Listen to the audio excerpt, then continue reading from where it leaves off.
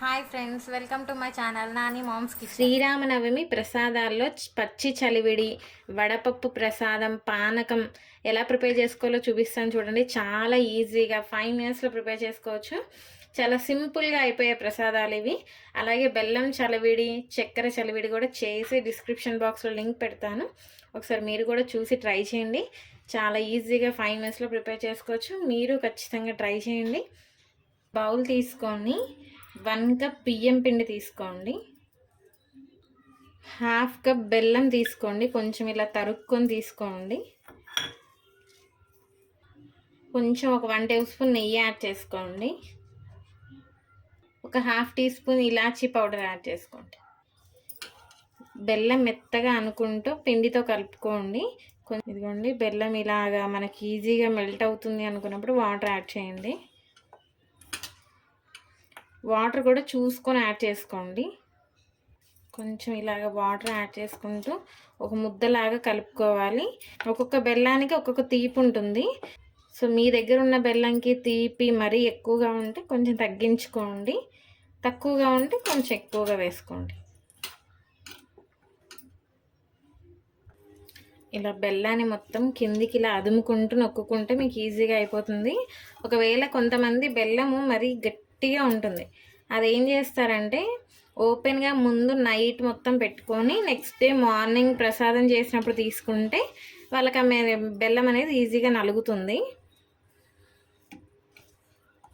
ఇంకా నలగని వాళ్ళు మిక్సీలో వేసుకోండి, ఈజీగా నలిగిపోతుంది. కొన్ని నీళ్ళు వేస్తే సరిపోతుంది, మరీ ఎక్కువగా వేయొద్దు. బెల్లం కూడా మీ టేస్ట్కు చూసుకొని వేసుకోండి. చలివిడి రెడీ అయిపోయింది. దీని మీద ఒక కాజు ఇలా పెట్టుకోండి. ఇప్పుడు మనం పానకం రెడీ చేసుకుందాం. ఒక బౌల్ కానీ లేకపోతే ఒక చెంబు కానీ తీసుకొని 1/2 కప్ బెల్లం తీసుకోండి తురిమింది. ఇందులో 1 గ్లాస్ వాటర్ యాడ్ చేసుకోండి ఫుల్గా.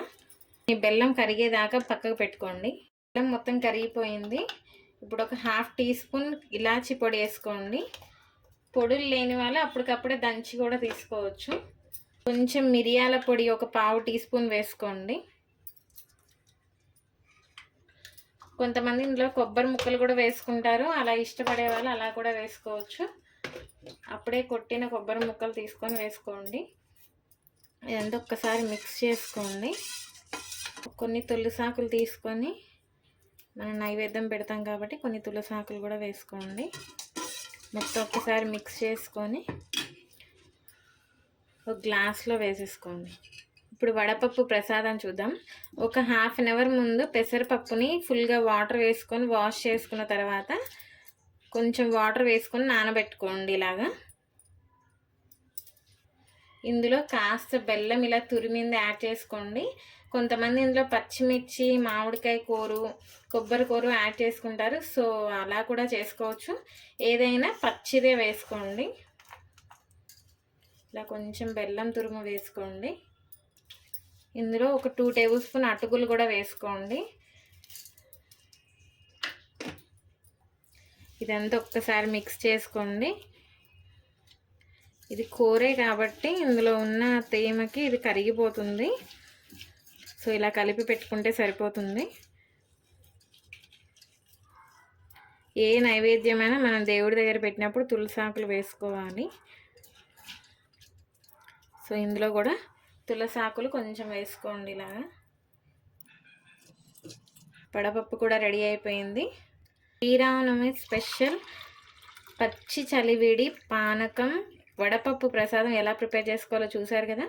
సో మీరు ఖచ్చితంగా ట్రై చేయండి. చాలా సింపుల్గా, మన వంట పని లేకుండా చాలా ఈజీగా ప్రిపేర్ చేసుకోవచ్చు. అన్ని ప్రసాదంల కంటే చాలా ఈజీగా ప్రిపేర్ చేసుకునే ప్రసాదాలు ఇవి. సో మీరు కూడా ఖచ్చితంగా ట్రై చేయండి. చాలా టేస్టీగా మనం ఈజీగా 5 మినిట్స్లో ప్రిపేర్ చేసుకోవచ్చు. అలాగే అందరికీ హ్యాపీ శ్రీరామనవమి అండి. ఈ శ్రీరామనవమికి ఖచ్చితంగా మీరు కూడా ట్రై చేయండి.